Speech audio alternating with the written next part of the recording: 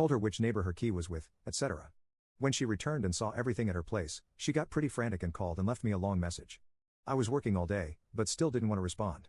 She asked me to explain because she didn't understand what was happening.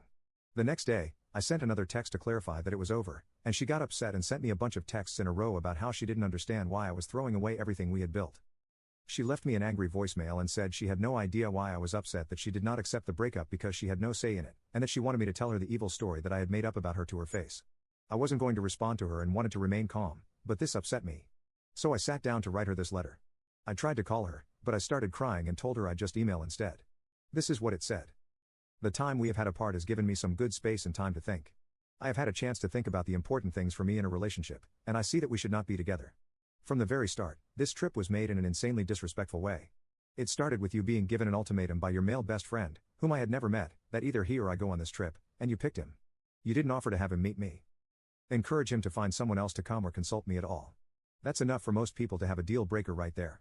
However, I state, this is a person who you have a history with that is not entirely clear to me. You did not tell me this was happening until I asked when the trip to Hawaii would be. You purchased tickets in another very disrespectful situation in which I cooked dinner and had guests present. You chose to go into my room for well over an hour to select tickets with him, and I repeatedly asked you to please come to dinner because you said it would just be a few more minutes each time. There is no reason for doing it at that time and in that, seeing as he is in the same time zone as us and has a 9-to-5 job. This makes me feel sick to my stomach. Your dad, mom, and grandparents were all very surprised when we told them about this trip. It is becoming very obvious that this is a dangerous trip to make with the fragility of our relationship. He arrived at my place very late, and we woke up the next morning so I could take the two of you to the airport.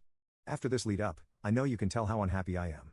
I fully absolutely know you can tell how unhappy I am. You leave, and when I don't respond to your text messages, you text me to tell me that you hope I'm okay and you're going to bed. No call. The rest of the week was rough. My text to you was met with, essentially, I'm sorry you feel this way. You tell me that I'm being unfair. There was no acknowledgement, and there still has been none.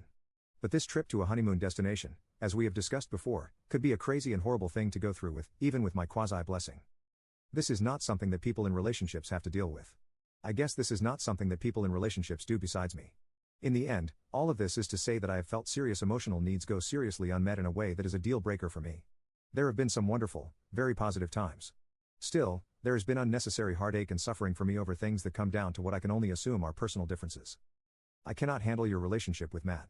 And I suppose I could ask you to pick between him and me, but that's not what I want to do. I want you to have your best friend, and I want to leave. I did love you, but I am not about to fight this fight and hear you tell me I'm crazy for not seeing how platonic everything is for the rest of my life. It seems like trying to convince someone to like different food or to have a different favorite color. I am unhappy about this, and I no longer want to feel these feelings. There is no need for this to be mutual. I do not need your permission to break up with you.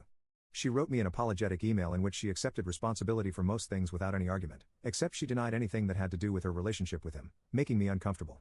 She denied that I would be unable to handle their relationship.